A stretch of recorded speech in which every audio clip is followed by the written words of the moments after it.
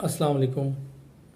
Grass is greener syndrome, us terminology کو اگر میں ایک جملے میں بیان کروں تو انسان کے ایک سوچ کو ریفلیکٹ کرتا ہے۔ وہ کیا کہ لاشعوری طور پر انسان کو یہ لگتا ہے کہ میرے علاوہ باقی سب خوش ہیں، جو باقیوں کے پاس ہے وہی اچھا ہے، جو میرے پاس ہے اس میں کچھ کمی ہے یا وہ آؤٹ ڈیٹڈ ہو چکا ہے، what ever so. By default اگر آپ دیکھیں تو انسان ہمیشہ اپنے سے اوپر پہ نظر رکھتا ہے۔ آپ کے پاس جو گاڑی ہے ہمیشہ آپ اس گاڑی کو دیکھیں گے جو آپ کی گاڑی سے بہتر ہے۔ کبھی بھی ایسا نہیں ہوگا کہ انسان اس کو دیکھے جو کہ موٹر سائیکل پہ ہے، سائیکل پہ ہے یا پیدل ہے۔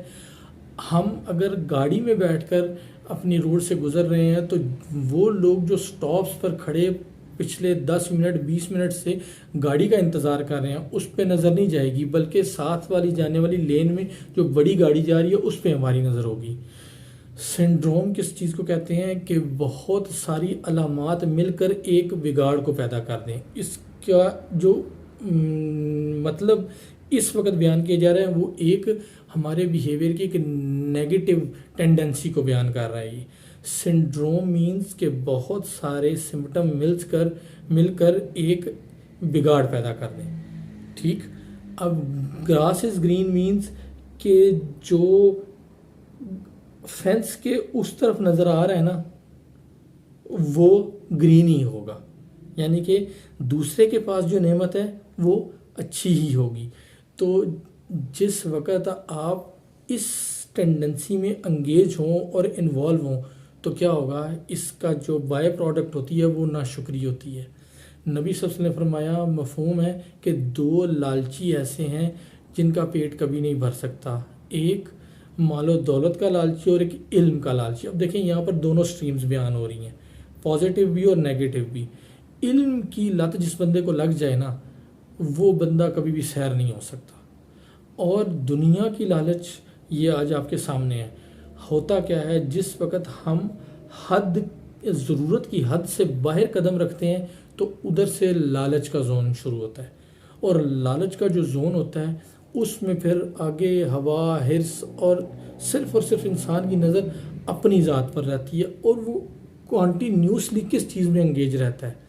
اس کو میں اب سپورٹ کروں گا۔ نبی صلی اللہ علیہ وسلم نے فرمایا، مفہوم ہے کہ اگر انسان کو ایک جنگل سونے کا دے دیا جائے تو وہ دوسرے کی خواہش کرے گا، دوسرا دے دیے تو تیسرے کی خواہش کرے گا۔ تو اٹ مینز جب آپ خواہشات کے زون میں پیر رکھتے ہیں تو پھر آپ کبھی بھی سیر نہیں ہو سکتے۔